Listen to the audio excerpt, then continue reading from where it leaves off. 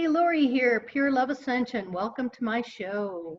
I'm glad you could be with me this morning. Been having a lot of trouble with this Zoom, and I've done this video 2 or 3 times already, so it should flow pretty well. Uh, Wanted to share what's been going on in my now. And I spoke to a lady from Bulgaria. Her name is Rachel. She watches the channel. She's a subscriber, and she's actually going through the ascension process right now.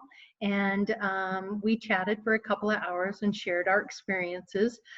Very nice lady, very well spoken, educated, kind woman. So in the future, we are looking to do maybe a live feed or a discussion about her process as well, and just kind of sharing that information with other people that are going through the same thing. After I spoke to her, I was so excited about getting to meet her and sharing my process with someone on a one-to-one level. I wanted to do a reading for her for someone who had passed on, a very dear friend of hers. And as I received the information after using my pendulum, I quickly realized that the message was not ringing true. It did not feel correct or right. And Rachel had mentioned in an email the do's and don'ts, respect and protect. I thought that was brilliantly put. And I wanted to talk a little bit more about protection and how to protect yourself.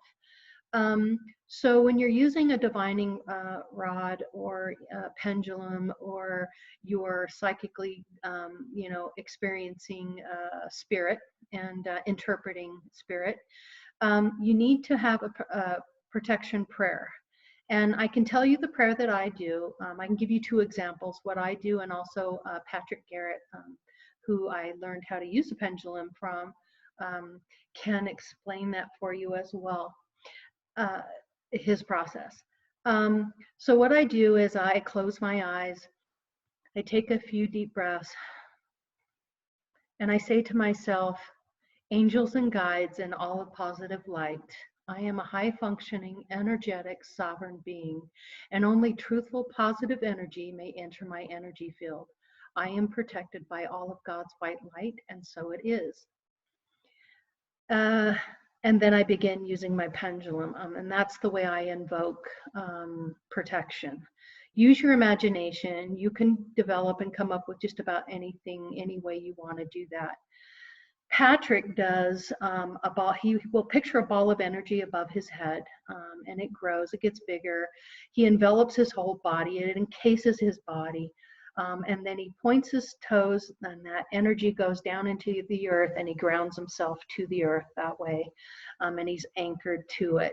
I really like the way that works, and I believe it works very well for him. Just another option, idea of how you can create your own. So there are two very different ways of doing that. I'm not sure why I experienced the trickster. And these would be negative energies that come in and try to trick and create chaos, because negative energy loves to feed off of negative energy. And can you imagine giving a reading to someone that it does not ring true in any way, shape, or form? Could be very harmful, hurtful, and that could create a lot of negative energy for myself, but also for the person giving the reading to. So it's very important that you learn some discernment, and that you learn to trust your gut. Also, there's a couple of ways that you can remove the negative energy. And the one way that, there's 2 ways I like to do it.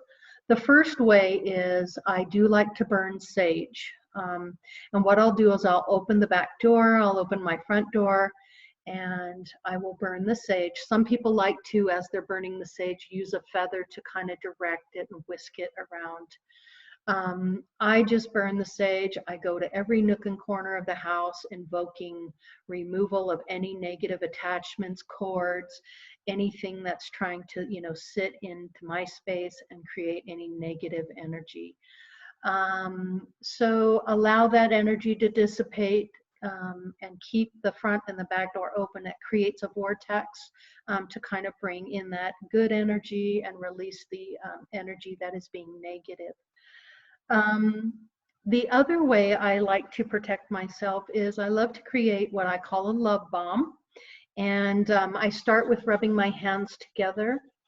And as I rub my hands together and then you pull them apart, you can feel that energy build between your hands, that unseen energy. So, and then just kind of play with that energy. And then what I like to do is get it bigger, and I can feel it expand. And I just kind of rotate it, work with it, bring it bigger. Anyway, I bring it bigger, bigger, bigger, and then pretty soon it's bigger than me. It's bigger than my house. It's bigger than the earth. And now it's as big as the solar system. I like to create huge love bombs. And inside the sphere, I invoke a lot of pure positive love. And I imagine it's full of diamond-shaped crystalline structure, lots of bright, pure, positive light exuding from it. And then I'll spin this really fast in my mind. And then when I'm ready to release it, I actually release it in a way like a water balloon would do once you throw it against something and it just disperses and breaks. And then that energy rains all over whatever I am focusing that pure love towards. And that will chase those little buggers out of your area and your space. They do not like love. They are the complete and total polar opposite of love. They want to create fear, havoc, chaos, and you cannot do that in my space. It is not tolerated. So for whatever the reason, maybe someone needed to hear this message today, or this is why it may have happened to me. I'm not quite sure, but I was able to discern that the message was not truth, and I could not pass that on. And that would have created a lot of negative energy. It would have created embarrassment, fear, just total chaos. And that can't happen. That can't happen at all. It's very important to be respectful towards others. They don't always understand what you're doing. So you need to be on top of your game for sure. Also, I did in my morning meditation this morning, had an experience that I wanted to share with you that was incredible. And I've been watching Wayne Steiger's channel. Now, Wayne is, I would say, highly advanced with the spiritual awareness. This man's been doing it for many, many years. He's very good at it. He does a lot of remote viewing, out-of-body lucid dreaming. He recently got into some alien activity, and that was quite fascinating, but he is advanced. But anyway, he was talking about this stuff, this atomic hormus. And I got this through Amazon. This is what the bottle looks like. It's kind of a creamy, milky substance. It has a dropper, and you'll drop it in your water. But to let you know what this does, and if I can read this to you, it increases mental focus and acuity. It also boosts your overall energy and motivation. It decalcifies the pineal gland. So decalcifying the pineal gland is really going to open that up to some experiences. And then it helps with lucid dreaming.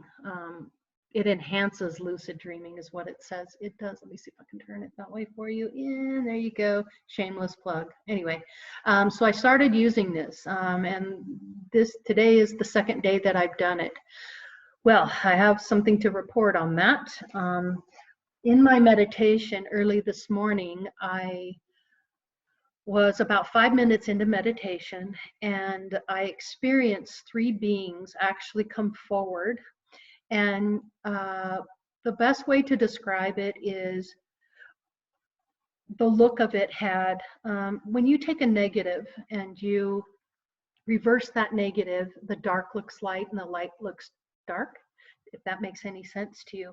But I did draw a picture of what I saw, and it was these three beings moving towards me.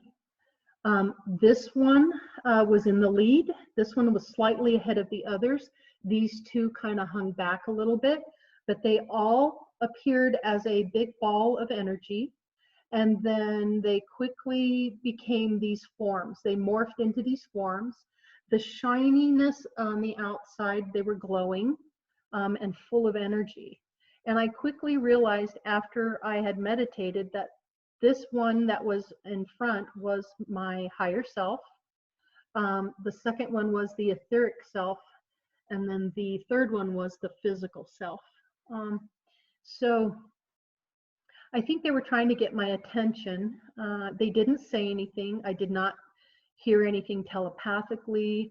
They didn't verbally say anything, but they made their presence known, and they just came forward and just kind of stood there and looked at me for a few seconds, and then they dissipated.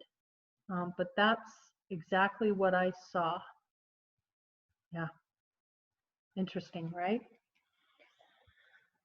So I think the Ormus has a lot to do with that. A lot to do with that. So my experiences are really starting to change in a more advanced way. And it is quite fascinating to experience. I did want to say too that Rachel and I would like to share our experiences, so we may do some live video, and we'll get together on that, and we'll schedule a meeting. And she lives in Bulgaria. She's about 10 hours difference from me, so it's quite a to-do to coordinate the time, but I'm sure we can work something out. Anyway, shout out to Rachel. Thank you so much. Shout out to Ruth at Kindred Spirit Tarot. Hi, Ruth. Happy now, my spirit pals. Thank you for joining me. I really appreciate your time and energy. I invoke much favor and love upon all of you. I hope you enjoy your day and your now. So take care, and thanks again for watching.